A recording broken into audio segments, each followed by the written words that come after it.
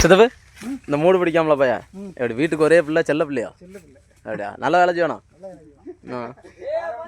லேசா ஏதோ கொஞ்சம் கோண மாதிரி தெரியுது என்ன காரணத்தினால அப்படியா ஆனா முட்டையும் மீனுமா தான் தும்மான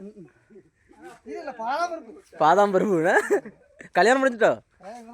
அப்படியா அதுக்கு தான் துங்கண்ணா பாதாம் முந்திரி நட்ஸாம்ல அது பேரு நீங்க எப்படி பைத்தியகாரமாய் தெரிஞ்சுக்கிட்டு இருக்கீங்க அப்படியா அதான் இங்க போட்டு கொள்ளுது யார எதுக்கு கொள்ளுது